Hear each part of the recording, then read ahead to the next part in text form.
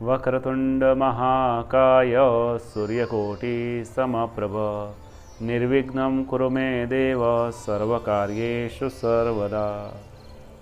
भगवान गणपति के चरणों में वंदन करते हुए और माँ आद्य शक्ति माँ शारदा के चरणों में वंदन करते हुए आज हम ऐसा एक विषय लेकर आए हैं कि हमारे जीवन में ऐसे 5 नियम बना दे जिससे हमारा भाग्योदय होगा। भाग्योदय के लिए 5 नियम हमारे जीवन में बहुत जरूरी है। पहला नियम है हमारा स्वभाव को हमारे जीवन में अच्छा बना दे, क्योंकि आप कहीं पे भी व्यवसाय करने के लिए जाएंगे या नौकरी पे जाएंगे, उसी समय आपका पहला स्वभाव ही आपके काम आएगा।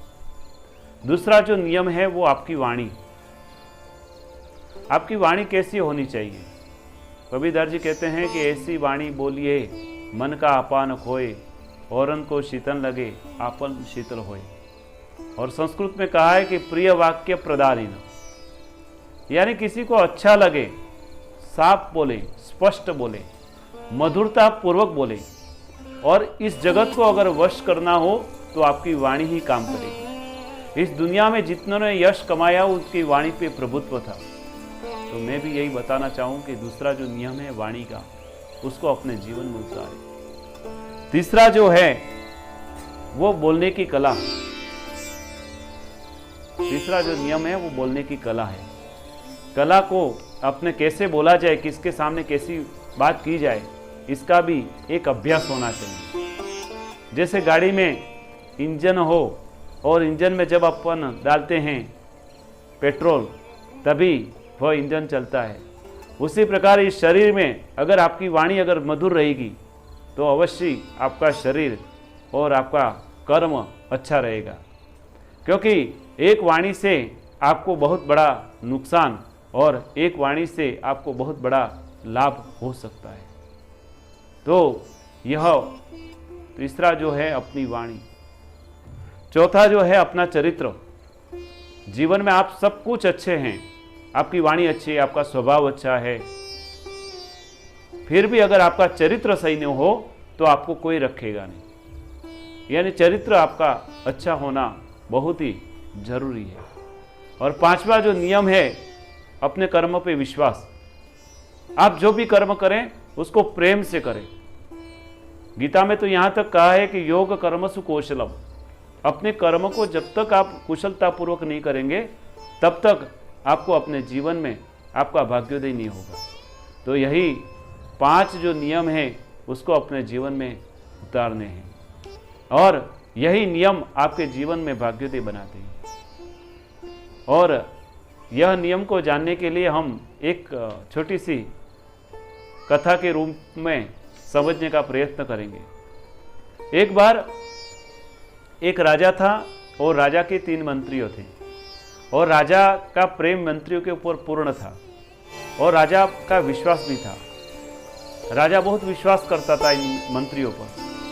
तीनों मंत्रियों को राजभवन में बुलाया और राजा ने आदेश किया कि आपको जाना है बगीचे में और आपको 20-20 किलो के थैले भर के आपको अच्छे से अच्छे फल लेके आने। राजा ने आदेश दिया, तीनों मंत्री गए हैं बगीचे में।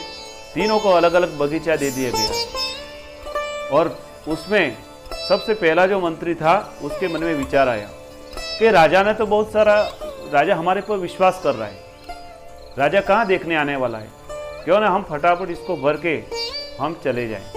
और पहले मंत्री ने जो नीचे ही गिरे हुए सड़े गले जो फल थे उनको भर के वो चला गया। उसके बाद जो दूसरा मंत्री था उसने दूसरे उद्यान में था, बगीचे में था, उसने भी पहले को देख के वो भी इसी प्रकार से भर के चला गया। तीसरा जो था मंत्री, उसके मन में विचार आया कि राजा इस नगर में मुझे मंत्री बनाया, मेरे पे ही ज़्यादा विश्वास और प्रेम कर रहा है, तो क्यों ना मैं बहुत ईमानदारी पूर्वक अपने कर्म को करूं। और उसी मंत्री ने सुबह से शाम तक बहुत मेहनत के साथ कर्म किया और एक एक सुंदर फल, मीठे फल उसने अपने थैले में भर के लाया। और दूसरे दिन तीनों मंत्रियों को राजा ने राजभवन में बुलाया तो राजा ने तीनों मंत्रियों को आदेश किया कि आप जो भी फल लेके आए हैं वही फल आपको मैं वापस कर रहा हूँ, क्योंकि मुझे बहुत प्रेम है। मैं वापस ही आपको यह फल देना चाह रहा हूँ। और आपके लिए मैंने 3 रूम बनाए गए, 3 कमरे, और तीनों कमरों में आपको रहना है और जो भी फल आप लेके आए उसी को आपको खाना है। तब पहले मंत्री ने और दूसरे मंत्री के मन में बहुत विचार हुआ और मन में दुख भी हुआ कि मैंने ऐसा कौन सा कर्म कर दिया, मैंने अपने जीवन का ऐसा कौन सा स्वभाव बनाया, मैंने ऐसी कौन सी वाणी का उपयोग किया जिसके कारण से आज मुझे यह गंदे और सड़े फल खाने पड़ रहे। तो यही कर्म अपन जो करते हैं वही अपने जीवन में प्राप्त होता है। इस छोटी सी कहानी से यही मैं बताना चाह रहा हूँ आपको कि जीवन में अपन जो कर्म करते हैं वही अपने जीवन में भाग्योदय बन के आता है। तो आज की इस कहानी के माध्यम से अपन 5 नियम को अपने जीवन में उतारने का प्रयास करेंगे, जिससे अपने जीवन का भाग्योदय बनेगा। तो पहला जो नियम है वो अपना स्वभाव है, अपने स्वभाव को सभी जगह अच्छा रखें। दूसरा है अपनी वाणी को बहुत मधुरता से अपने जीवन में उतारनी है। तीसरा जो है बोलने की कला, आपको अगर बोलने की कला अगर नहीं आई तो आपका कार्य रुक जाएगा। चौथा जो है वो आपका चरित्र, और 5वां जो है आपका कर्म। यही 5 बातों को लेकर मैंने आपके सामने बताने का प्रयास किया। आप यह 5 नियम को अपने जीवन में उतारेंगे और अवश्य अपने जीवन का भाग्योदय बनाएंगे।